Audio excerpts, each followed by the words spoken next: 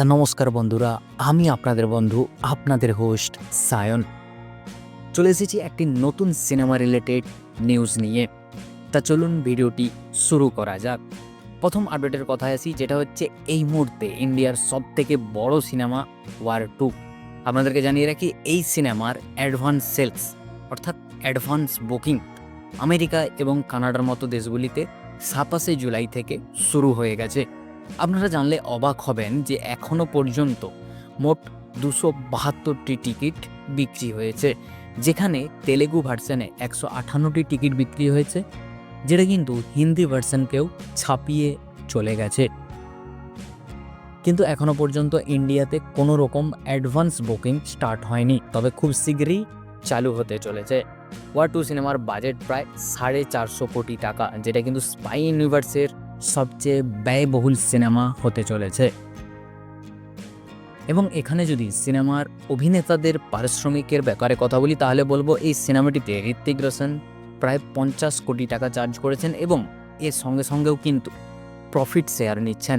এবং অন্যদিকে junior NTR, তিনি এই সিনেমার জন্য 70 কোটি টাকা নিচ্ছেন এবং কিয়ারা আডবাণী 15 কোটি টাকা এবং ডাইরেক্টর অয়ন মুখার্জি এই সিনেমার জন্য 30 কোটি টাকা পারিশ্রমিক নিচ্ছেন। আপনার কি মনে হয় এই সিনেমাটা প্রথম দিনে কত কোটি টাকার কালেকশন করতে পারে? কমেন্ট করে জানাতে ভুলবেন না কিন্তু। পরবর্তী আপডেটের কথায় আসি, যেটা হচ্ছে বর্ডার 2 সিনেমাকে নিয়ে, যেটা কিন্তু 2026 সালের 23শে জানুয়ারি রিলিজ হতে চলেছে।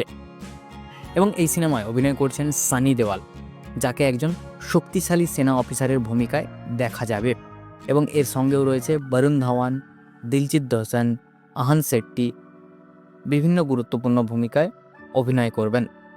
সিনেমাটিতে আরও যেসব মহিলা অভিনেতাদের নাম শোনা যাচ্ছে, তাদের মধ্যে বরুণ ধাওয়ানের বিপরীতে প্রধান চরিত্রে অভিনয় করতে যাচ্ছেন মেধা রানা।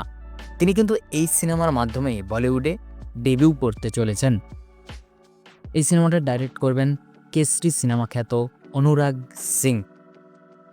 বর্ডার 2 কেবল একটি ছবি নয়, এটি একটি মানুষের কাছে আবেগ, যেটা এর আগেও হয়েছে। যেমন গাদার 2 মুভিকে ভারতবাসীরা যেভাবে বক্স অফিসে দাপট দেখিয়েছে, আশা করা যায় এই সিনেমাটাও কিন্তু বক্স অফিসে সেই ক্ষমতাটা বজায় রাখতে চলেছে। পরবর্তী আপডেটের কথা আসি, যেটা হচ্ছে আবারও ওয়ার 2 সিনেমাকে নিয়ে।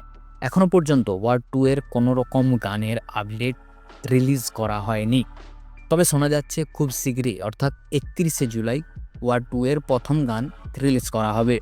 এই সিনেমাটিতে এই গানটা একটা ফ্ল্যাশব্যাক গান হতে চলেছে, যা কবিরের অতীতকে মনে করিয়ে দেবে।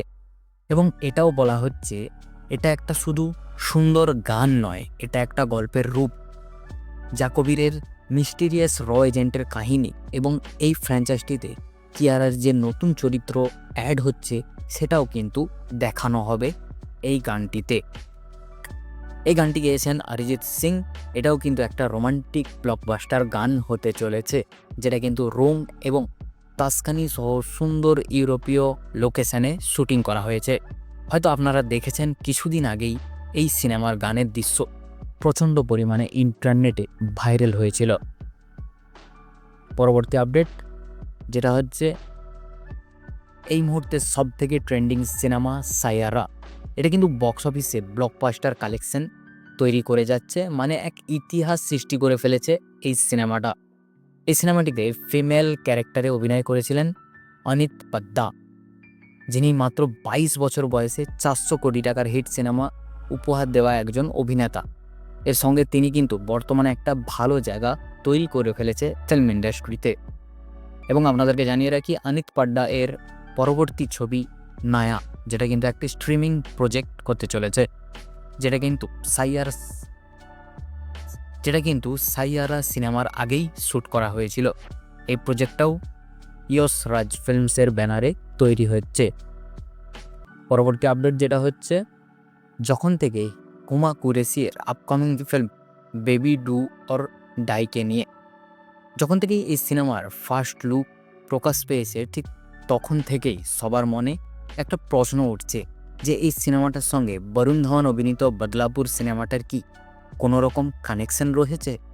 তার কারণ কি, প্রথম লুক পোস্টারে দেখানো হচ্ছে হুমা কুরেশিকে বৃষ্টির রাতে হাতে ছাতা নিয়ে এক ভয়ঙ্কর রূপে দাঁড়িয়ে আছে এবং এর চারপাশে সাদা রঙের কবুতর উড়ছে।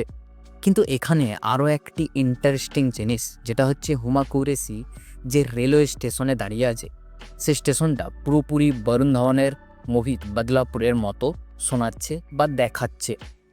তাহলে কি এই ছবিতে বরুণ ধওয়ানের একটি ক্যামিও চরিত্র থাকতে পারে?